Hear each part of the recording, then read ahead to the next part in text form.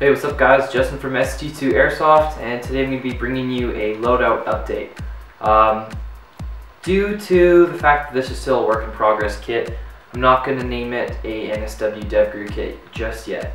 I'm going to put it up in the title that it's an NSW inspired kit, work in progress, something along those lines. You'll obviously see it above because I've obviously posted this by now. I'm going to just say this, a lot of parts on here are still not technically used by SEALs, or would be, they're not completely an issued kit. A lot of people don't know that you can do private purchases with SEALs. My neighbor's brother's actually a SEAL, so I've been kind of asking him what's appropriate and what's kosher, and he's basically just said that, you know, as long as it's close to the standard issue with certain brands and stuff, then it's acceptable. So I mean, I've kind of stuck to that, but I'd still like to be more standard issue so that the kit's more accurate. A lot of the stuff that I don't have been put on hold for certain reasons. I am building 2 kits, which is pretty expensive. I've got other expenses to pay, you know, so I'm just working towards a kit as best as I can. 2 kits, start with this one, and yeah, I mean, you guys have been wanting an update, so I mean, I might as well show you. This is something that I decided is close enough to what I'd like to show you in the final kit video, so I might as well start showing you some of the stuff I've got. So without further ado, let's get to the loadout update. Alright, so to get it out of the way, first thing I'm going to review is my weapon. So the gun that I'm using is a Systema PTW M4 CQBR, currently in a Mark 18 Mod 1 configuration. So we'll start from the back and move forward and just kind of show you the parts.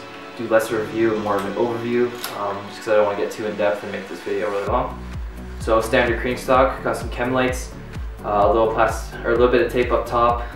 It's a comfort thing because the pads on the stock are off, so the lip is kind of annoying on your face, as well as it keeps dirt out of the buffer too. On the back I have a Magpul ASAP plate. This is not standard issue, but it is approved for SEAL use. The sling that I'm using is a Feral Concepts LWPS in AR1, which is the lightweight padded sling. Moving forward again, KAC flip up 600 meter rear sight, a GMP EOTech 553, Mad Bull Daniel Defense Mark 18 rail system, also the wrist 2.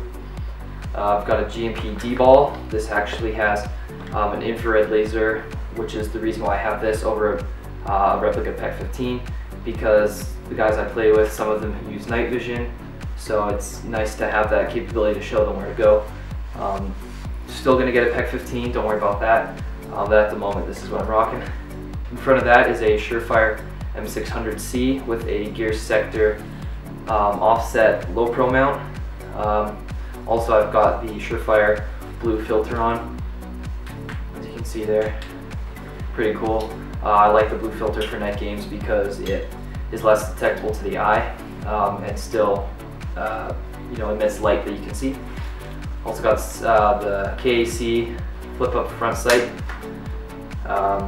standard A2 flash hider, a grip pod, and Magpul ladder rail covers, and a PTW PMag by Veneris. Alright, so got the gun out of the way. Let's move on to my head, and then we'll go rig, first line and down. Alright guys, so let's move on to the headgear. Now personally, helmet is kind of one of my favorite things about the kit. I think that's what really brings it together, it makes it really cool.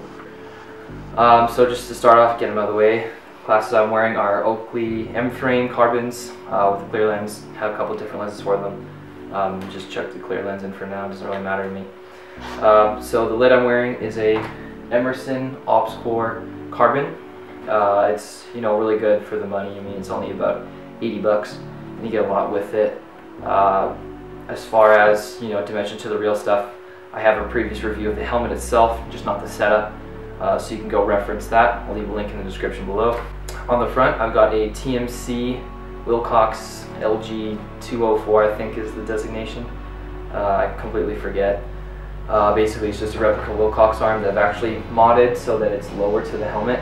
I took out the quick detach back panel and I put it straight onto the QD square that goes in the nods shroud, so I'm not really, you know, whatever, the name's not important to me. On the left side, I've got a Contour HD modded onto the Velcro. I did not put on the rails because I want to leave the rails open for possibility of the contact adapters. Also, I just don't see it really necessary to have it here when up here is fine and the weight distribution is actually better, because when it's here it seems to tilt more, and I'm not a big fan of the lopsided helmet.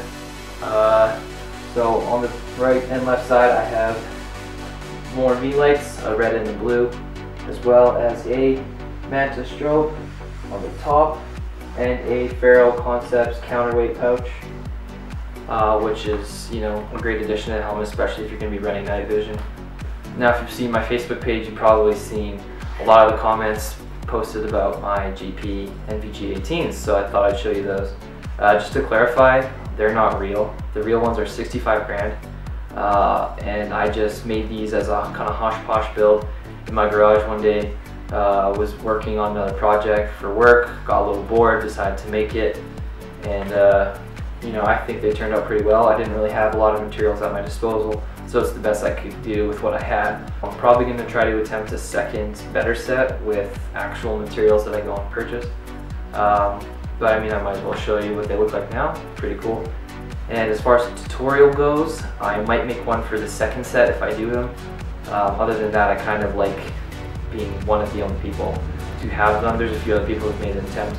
I mean, it's really simple. Look at the picture, build it based off that, and off you go. Alright guys, so here it is. It's a little flimsy at the moment because the kind of hosh-posh mount that I made for it kind of broke a few days ago. I mean, it's just made of cardboard. Just because I do not trust the TMC mount to hold it, and I'm currently in the process of trying to get a real mount, or a real arm rather. They're in a position right now, they're held in by bungees. I think they're pretty cool. They add a special kind of, you know, second kind of cool to the kit. And I can bring them down, as you can see here, which is pretty cool. So, you know, I've got that ability to look like I've actually got nods on. This is a Mayflower Apc in Multicam. It's the small medium, which will take small medium plates. I've got the medium cummerbund. You can choose the cummerbund, whatever. The upgrades that I've done to the kit itself are the shoulder pads. I have installed the Ferro Concepts lightweight shoulder pads. I can't remember the name exactly, but it's his FCPC shoulder pads. I got these in Multicam Light Lock, and they are a huge step above the APC shoulder pads that it came with. So on my rig, what I'm running is a SNS Precision V-Light in red. Below that I have a huge US flag patch. Below that I have a Ferro Concepts front insert pouch in AOR1 with my 3P mags. In front of that I have a Ferro Concepts Fast Mag pouch in AOR1 that's holding my stock mag from the PTW. Beside that I have a cat tourniquet and some retention cuffs as well as a Sharpie. On the right side I have a First Spear single mag closed top pouch. You can carry two in it, but it's just single as far as width goes. And then the rest of the right side I keep open. On the left side I have a Ferro Concepts embedder pouch which houses my Motorola GP68. Now I have a headset for this. It's the in-ear acoustic earpiece, but I have misplaced it at the moment. So behind that I have a Eagle IFAC. This is like the Gen 1 when Multicam was still new, and it's very old, so the coloration's kind of dulled down, and I will probably be replacing this pretty soon. At the moment I leave the back bare just because I wear a pack over top of it, so I like to keep it kind of empty for now. But I will be installing an actual hydration bladder slash utility pouch kind of configuration on the back. The gloves I'm wearing are Mechanics Original in black, pretty much the most popular glove out there at the moment, and I love them. I was using Oakley's for a while, and I got tired of them. They didn't fit right and went back to Mechanics. So you know, that should tell you. The shirt I'm wearing is the Trigger AOR1 combat top. I've cut the sleeves off because I always roll them up anyways, and you know, whatever, I don't need sleeves. Above that is a American flag patch. On the left side, I don't have anything on the flap. I just have a Mayflower RNC patch and AOR1 on that side. Obviously, the Under Armour that I'm wearing is Realtree. That's become a little more common within the units. I actually was referenced this shirt from my neighbor whose brother is a SEAL, and he said that, you know, he loves having this shirt because it wicks up the sweat and stuff. And I had a black one for a while. I saw a lot of reviews of people saying that they had the Realtree one. Never really believed them until I heard it firsthand, so I decided to pick one up myself. Alright, so my first line. At the moment it's pretty bare, and that was on purpose. I didn't want it too cumbersome. Now something I do a little differently than I think most people do is I wear two duty belts versus having a battle belt or like a large belt over top. Main reason is comfort in the holster. So the belt over on the top layer is a 511 standard belt. I don't even really know the name of it, and it's just over top of a standard leather belt. So on the right side, I've got my Glock 18 in a Blade Tech holster with the IMMS drop hip platform, as well as the leg strap so that it's a little more stable. It's a Lee Glock 18C. Now, I am not using the Glock 18C for my impression, mainly because I don't want to buy another sidearm. I don't feel it necessary, but this is not really my impression kit, so I throw it up here. The holster is kosher and the Glock is kind of kosher. Glocks are used by SEALs, and Blade Tech is one of the personal purchases that SEALs can make. It's not an issued piece, but you can buy it for yourself. A lot of people seem to, you know, dismiss that part. The reason why I have Glock 18C is because I really like the ported slide, and you know, it was on sale when I got it. So aside from that, like, I never use a full auto feature, so it's just kind of there. So the rest of it's just the belt. On the left side I have a retention lanyard, and I actually use this. I haven't replaced it with the real Eagle one at the moment. This is just a Ferrell one with my I just found this beaner at a climbing store, but I've actually been using this for all the vehicle ops, and I almost fell out once, but I had this on, so I mean, I've been happy with it so far, and I don't see the need to change it. On the back, it's currently empty. I would usually have a dump pouch here, I just didn't put it on. The pants that I'm wearing are the Trigger AOR1, again AOR1 pants, and I hate them. I absolutely hate them. That's another part of my loadout that will be coming soon, as I've got some pants coming, and you know, when they come I'll tell you more about it. I've also got, you know, pants for my new loadout that are a little more on the expensive side that took priority.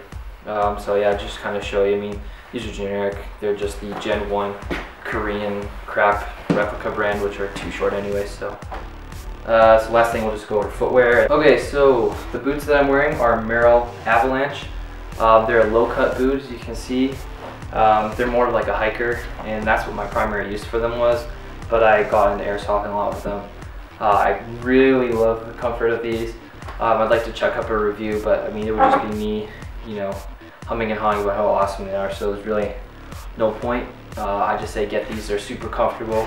If you're considering them, grab them. They're a great color. They're in coyote brown, or just brown, I guess. They call it like some ginger chestnut or something, but they're brown. So alright guys, so that about wraps it up. I hope you like my kit, kind of in progress. I mean, there's still a lot I gotta do, still a lot I gotta change. So yeah, I mean, just one more kind of overview. So yeah, that's about it guys. Subscribe, rate, comment, do all that cool stuff, and hopefully we'll have another update on Loadout for you later, as well as reviews of all this separate kit. Alright guys, peace out.